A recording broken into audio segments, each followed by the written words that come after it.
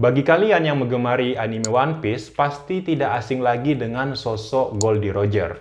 Dia adalah karakter yang dalam dunia One Piece disebut sebagai Raja Bajak Laut. Goldie Roger tentunya karakter fiktif yang diciptakan oleh penulis One Piece. Namun, apakah kalian tahu kalau di dunia nyata, Raja Bajak Laut itu beneran ada?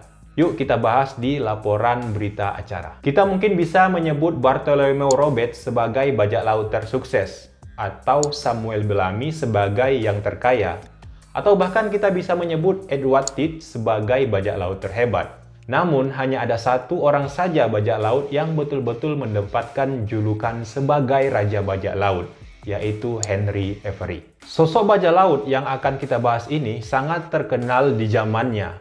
Bahkan bajak laut di era itu juga sangat menghormatinya. Dia menjadi momok yang ditakuti oleh kerajaan-kerajaan yang ingin melayarkan kapalnya untuk mengangkut barang atau penumpang melalui jalur laut. Lalu seperti apa cerita hidupnya? Yuk langsung saja kita bahas. Henry lahir di Depos, Inggris pada tanggal 20 Agustus 1659. Menurut buku yang ditulis oleh Douglas R. Burgess ini, Henry lahir di desa yang sama dengan Henry Morgan, yang juga merupakan seorang bajak laut terkenal. Bahkan nama Henry Morgan disematkan dalam sebuah merek minuman. Sehingga bisa jadi sosok Henry Morgan inilah yang menginspirasi Henry Avery untuk menjadi seorang bajak laut. Wah, ini sih mirip banget ya dengan cerita dalam dunia One Piece, yaitu di mana ceritakan bahwa karakter utama yakni Monkey D. Luffy juga terinspirasi dari bajak laut besar Akagami no Sang. Dalam aksinya sebagai seorang bajak laut, Henry Avery beroperasi di Samudra Atlantik dan Hindia pada pertengahan 1690-an. Di era itu dikenal dengan sebutan The Pirate Throne, yaitu periode kedua di masa keemasan pembajakan. Nah, di masa keemasan pembajakan ini terjadi antara tahun 1650-an sampai 1730-an yang meliputi 3 periode aksi pembajakan. Periode pertama disebut juga sebagai periode Buccaneer yang terjadi dari tahun 1650 sampai 1680, di mana saat itu pelaut Inggris-Prancis yang berada di Jamaika dan Tortuga menyerang koloni Spanyol beserta armada kapalnya di Karibia dan Pasifik Timur. Selanjutnya, periode kedua yang juga dikenal sebagai gelombang perompak yang terjadi pada tahun 1690-an. Saat itu banyak perompak yang melakukan pelayaran jarak jauh dari benua Amerika untuk membajak kapal-kapal Muslim di perusahaan dagang Hindia Timur di Samudra Hindia dan juga Laut Merah. Periode ketiga terjadi pasca suksesi Spanyol dari tahun 1716 sampai dengan tahun 1726, di mana para pelayar dan privateer Inggris Amerika yang saat itu menganggur pasca perang suksesi Spanyol melakukan perompakan seperti di Karibia, pesisir timur Amerika Utara, pesisir Afrika Barat, dan Samudra Hindia. Nah, bagi kalian yang nggak tahu apa itu privateer, privateer adalah bajak laut yang ditugaskan secara resmi maupun diam-diam oleh pemerintah untuk menyerang serta merampok armada musuh. Tujuannya apa? Tujuannya jelas agar musuh mengalami kerugian yang dapat mempengaruhi kesiapan mereka dalam berperang. Ya, mungkin dalam dunia One Piece mirip-mirip seperti sistem Shichibukai lah ya. Nah, balik lagi ke Henry Avery. Henry ini dalam melangsungkan aksinya memiliki banyak nama dan julukan. Kadang dia dipanggil Henry Avery, kadang juga Jack Avery, kadang John Avery, pernah juga dipanggil dengan nama Benjamin Bridgman. Julukan Raja Bajak Laut yang diterima Henry ini disematkan oleh orang-orang di zamannya, karena saat itu dia adalah bajak laut terpopuler karena selalu bisa melarikan diri. Tentunya pelarian ini juga diikuti dengan barang rampasan tanpa ditangkap apalagi terbunuh dalam pertempuran. Julukan Raja Bajak Laut ini juga terjadi akibat keterlibatan dirinya dalam salah satu pembajakan paling menguntungkan dalam sejarah. Tapi memang ya, nama Raja Bajak Laut ini hanya sekedar julukan, jadi bukan status apalagi pangkat resmi. Banyak yang tidak tahu bahwa Henry ini disebut-sebut lahir dari keluarga terhormat dan telah berkarir di lautan sejak masa ia muda. Catatan pertama mengenainya berasal dari agen Royal Africa Company pada tahun 1693. Nah, di sini disebutkan kalau Henry ini sebelum dia jadi bajak laut adalah seorang pedagang budak yang bekerja di bawah perintah gubernur Bermuda yang bernama Isaac Richir. Si Henry ini juga dikatakan pernah bergabung dengan Angkatan Laut Kerajaan sebelum menjadi seorang bajak laut, walaupun kabar ini tidak didukung dengan catatan yang dapat memperkuatnya. Beberapa waktu setelah Henry menjadi pedagang budak, dia bergabung di armada privatir pimpinan Sir James Houblon. Kelompoknya si Houblon ini mendapatkan tugas dari kerajaan Spanyol untuk menyerang kapal-kapal penyelundup dan bajak laut Prancis di Karibia. Tapi ini nggak berjalan sukses karena belum sempat mereka melintasi Atlantik, kapal itu sudah terhambat masalah birokrasi di wilayah Coruna, Spanyol. Houblon juga sebenarnya menjanjikan para awak kapalnya dengan bayaran yang lebih tinggi dibanding dengan upah mereka saat berada di Angkatan Laut. Selain itu juga ia menjanjikan makanan dan kondisi kerja yang lebih baik. Tapi ternyata janji hanya tinggal janji karena upah yang dijanjikan itu tak juga sampai ke tangan para awak. Bahkan ketika mereka tertahan di Spanyol, jatah makanan mereka malah dipotong. Kabarnya para awak kapal ini sampai-sampai harus meminum kencingnya sendiri untuk bertahan hidup. Wah. Ini sih keterlaluan ya. Nah, pintarnya si Henry ini, dia melihat adanya peluang dalam situasi para awak kapal yang terkatung-katung itu, yang nggak tahu mau ngapain. Mau berlayar tapi tertahan masalah birokrasi, mau tetap tinggal tapi persediaan makanan mereka kian menipis. Nah, melihat itulah langsung saja si Henry tadi mengambil tindakan. Ia datangi kru awak kapal satu persatu dan meyakinkan mereka untuk bergabung dengannya dengan iming-iming hidup yang lebih menghasilkan. Ternyata tawaran Henry ini disambut baik oleh mayoritas kru awak kapal. Soalnya kan mereka juga nggak punya pilihan lain. Pemberontakan akhirnya sukses dan Henry ditunjuk menjadi kapten kapal yang baru. Padahal tadinya dia hanya seorang awak kapal loh. Kapal yang berkekuatan 46 meriam itu yang tadinya di bawah pimpinan James Houblon, kemudian dinamai ulang oleh Henry dengan nama Defensie. Setelah semua persiapan mereka siap, dia dan para kru awak yang berjumlah 85 orang berangkat menuju Samudra Hindia. Di sepanjang perjalanan, kelompok Henry ini telah banyak membajak berbagai macam kapal. Ada kapal milik perompak Prancis, 2 kapal milik Denmark, dan 3 kapal dagang Inggris. Wah, ini sih ganas ya. Lalu kan pertanyaannya seperti apa lambang bendera bajak laut milik si Henry ini? Apakah ada topi jeraminya mungkin seperti dalam dunia One Piece? Namun sayangnya tidak ada sumber yang akurat soal desain bendera bajak laut yang dikibarkan Henry saat dia bertarung atau bertempur. Nah, setelah mengitari Tanjung Harapan selama sebulan, Henry menyempatkan diri datang ke Madagaskar pada tahun 1695. Pada masa itu, pulau ini menjadi semacam markas bagi para perompak, jadi tidak ada hukum gitu. Biasanya pulau ini mereka jadikan titik tolak sebelum mereka melakukan serangan di Samudra Hindia. Di pulau inilah dia kemudian menambatkan kapalnya cukup lama. Dia melakukan banyak hal termasuk dia memodifikasi kapalnya agar lebih cepat serta merekrut 40 awak kapal baru. Di pulau yang aman bagi perompak ini juga dia memutuskan target perompakan yang baru. Dia juga beraliansi dengan 2 privatir Amerika yaitu Kapten Richard Warne dan Kapten Joseph Farragut. Dalam perjalanan mereka menuju Laut Merah, aliansi ini bertambah kuat dengan bergabungnya kru-kru dari Kapten Thomas Wake, Kapten William Mayes, dan perompak terkenal Thomas Tew. Nah, menariknya walaupun Thomas Tew bisa dibilang sebagai orang yang paling berpengalaman menjadi bajak laut saat itu, tapi tetap Henry lah yang terpilih menjadi pemimpin armada 6 bajak laut ini. Target aliansi bajak laut mereka tidak main-main, yaitu kapal penuh harta milik Raja Aurangzeb dari Kesultanan Mughal di Asia Selatan. Wah.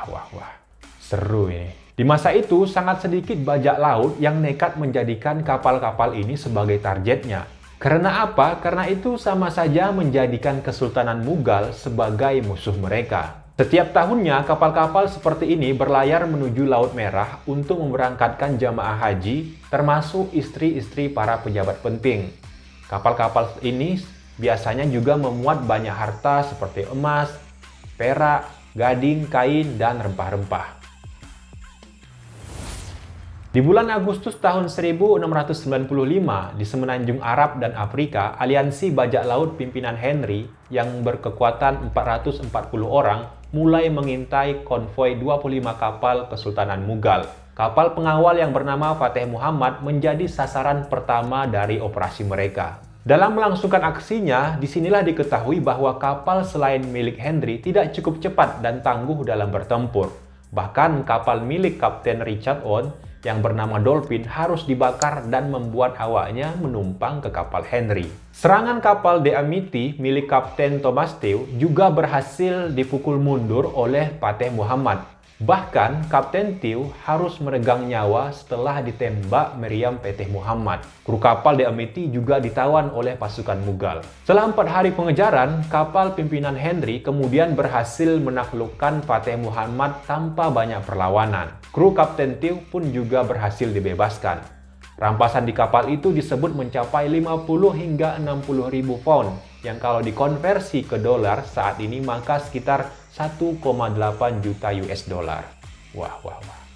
Jumlah ini sebenarnya sangat besar, tapi tidak akan cukup jika dibagi untuk 6 kapal aliansi bajak laut. Para pembajak masih haus akan harta rampasan yang lebih banyak. Mungkin karena mendapatkan kepercayaan diri dengan berhasil membajak Fateh Muhammad, Henry dan kawan-kawan langsung menargetkan kapal utama Mughal yang bernama Ganj-i-Sawai. Saya sih agak sedikit susah ya mengejanya.